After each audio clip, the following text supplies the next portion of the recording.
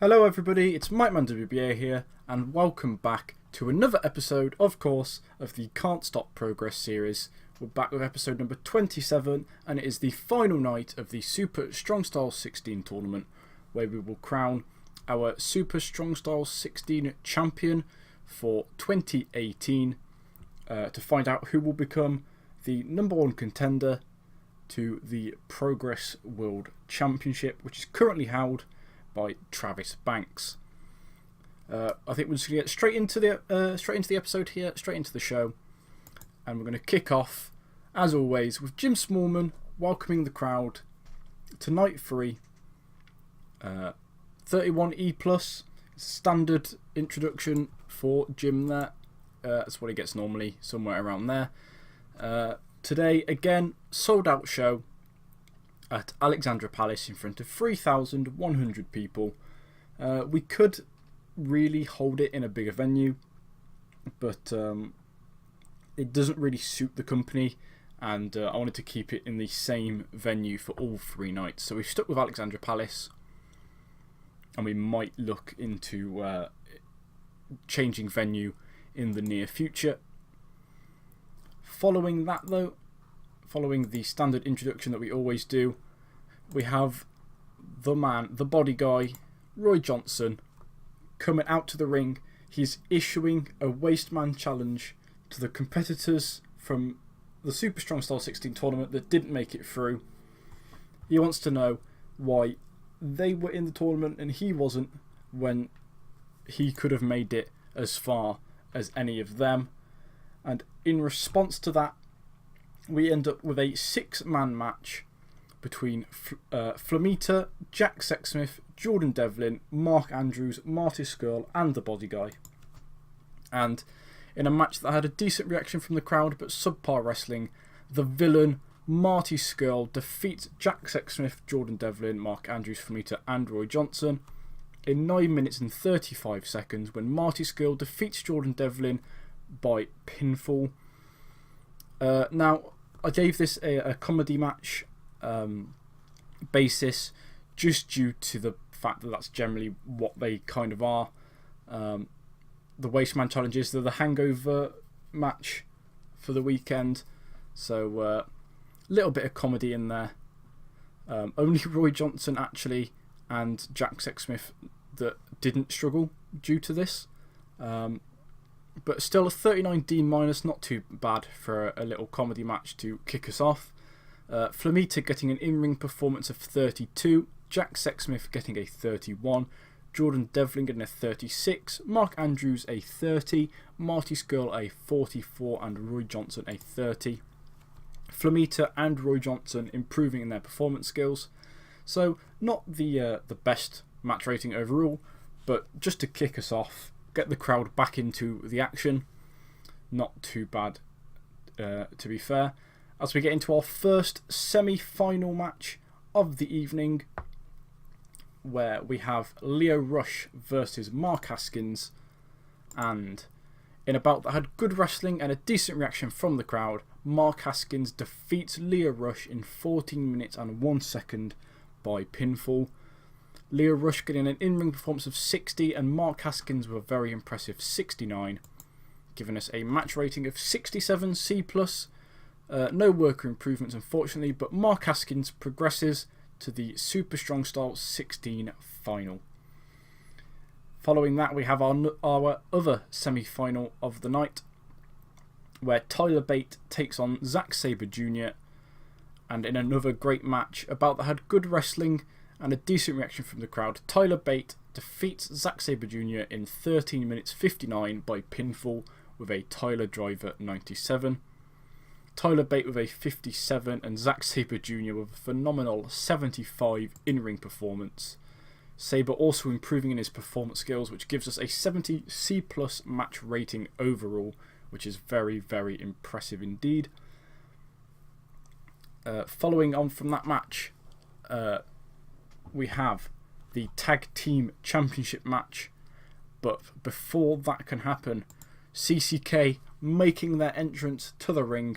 However, the Tag Team Champions, British Strong Style, Clint Margera and Trent Seven, rush them from behind attacking them before the match begins, throwing them into the crowd, hitting them with chairs, all kind of stuff, hitting them with weapons before throwing them into the ring and starting off the match, where in a decent match, British Strong Style defeat CCK in 13 minutes and 32 seconds when Clint Margera defeats Chris Brooks by pinfall. So British Strong Style make defence number 1 of their Progress Tag Team titles, but they don't do it clean. They have to cheat, attacking them before the bow. Lykos getting a 51, Brooks getting a 41, Trent Seven a 45, and Clint Margera a 39. Brooks improving his performance skills, not too bad, and we get a 50D plus match rating for our tag match, which isn't the best, but considering what we had to do, it wasn't too bad. Following that from that, we have another title match where Volta defends his Atlas Championship against the number 1 contender Eddie Denis. And in a bout that had a decent reaction from the crowd, but subpar wrestling, Volta defeats Eddie Denis in 9 minutes 55 seconds by submission. Volta making defence number 6 of his Atlas Championship title. Unfortunately, Eddie Denis and Volta didn't click, and Denis not the best match rating there, best performance there with a 28. Volta getting a 38, which gives us a 38D minus match rating overall. So not the greatest, but Volta retains against Eddie Denis. Following on from that, we have Nathan Cruz coming out to the ring, cutting a promo about how he was the first ever Progress champion. He's a former 2-time tag team champion, but he doesn't get the respect he deserves around here anymore. He hasn't been given any opportunities, and so he is calling out anybody on the roster to a match, and that match is accepted by Flash Morgan Webster, as Cruz's promo getting a 35E+. And then in about that had decent wrestling but not a lot of heat, Morgan Webster defeats Nathan Cruz in 11 minutes and 56 by submission with a guillotine choke. So a 48D plus match rating there. Webster with an in-ring performance of 49 and Cruz with a 40.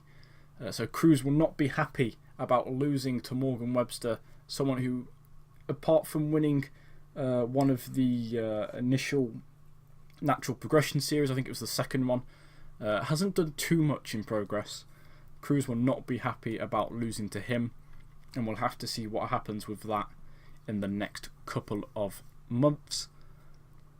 Then after that we have a Progress Championship match between Travis Banks and Axel Dieter Jr., a man that just missed out on being in the tournament due to the fact that I only have 16 slots. If we ever increase it to 32 people, that would just be hectic. But he would definitely be in there. But in a decent match, our champion Travis Banks defeats Axel Dieter Jr. in 13 minutes and 55 seconds by pinfall with a springboard enziguri. So Banks makes defence number 3 of his Progress Championship title. Dieter getting an in-ring performance of a 53 and Travis Banks getting a 63. No work improvements, but a 63C match rating is still very good. And after that, we have the main event of the evening, the Super Strong Style 16 final between Mark Haskins and Tyler Bate. And in a bout that had good wrestling and a decent reaction from the crowd, Mark Haskins defeats Tyler Bate in 11 minutes and 10 seconds by pinfall, and Mark Haskins wins the Progress Super Strong Style 16 title. Travis Banks was on commentary for this match. His announcing not the best, but Mark Haskins getting an in-ring performance of 70 again. Tyler Bate a little bit lower, unfortunately, only getting a 47. But Haskins improving in his performance skills, so even better. And a 65C is a decent match rating to end the show off on. And after that, we just have Haskins celebrating in the ring before having a little stare down with the current champion, Travis Banks, which leaves our show on a 62C overall. We had some great matches in there. The two semi-final matches between Haskins and Rush, and Bate and Sabre Jr., and the final itself. All very good matches. And that title match, really, Banks and Dieter Jr. So a good show overall. I'm happy with that. We're going to compliment Zack Sabre Jr. We're going to praise Mark Haskins on a great performance. And also Lio Rush can get complimented. He put in a good performance as well. So those three guys are happy with that. And we cannot complain with that for a good Super Strong Style 16 weekend. Really, a good weekend all round. Slightly marred by, of course, having to have, my decision to put the Women's Championship match at the end of the second night. Lowered that rating a little bit, but it's still not too bad. And we'll take a quick look at our mid-year awards. Just after this, as we look here, Freedom's Roads finished its run. We finished first across the UK in the regional battle. Tyler Bate and Zack Sabre Jr. need some time to heal, and Flowmeter has left progress. His loan has ended. So if we look here, Kazuchika Okada is in pole position to take Wrestler of the Year. New Japan, of course, on the way to get Company of the Year. Team of the Year is Shingo Takagi and Yamato. I assume that's from Dragon Gate. I believe so. Yamato, I know, is a Dragon Gate wrestler. Match of the Year so far, John Cena defeating Dolph Ziggler by count out on SmackDown Live. Interesting. Show of the Year so far is Dragon Gate Be Strong. Young Wrestler of the Year is Robbie X, someone who I looked to bring in actually until I did notice that he was injured. So interesting to see how he'll do. He is out for another 5 months, unfortunately for him. He has had 2 injuries this year, so maybe something to keep an eye on in terms of him. Veteran Wrestler of the Year goes to Yuji Nagata. Female Wrestler of the Year is Shayna Baszler. She's in Shimmer and AIW at the moment. And the Independent Wrestler of the Year so far is Stu Bennett, currently in Ring of Honor as Lawrence Knight. So that's it for this episode, everyone. Thank you all for watching. Let me know in the comments down below if you think Mark Haskins will dethrone Travis Banks as the Progress Champion.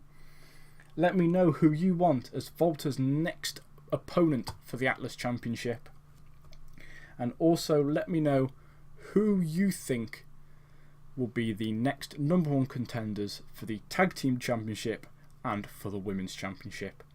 Thank you all for watching. I'll see you guys soon.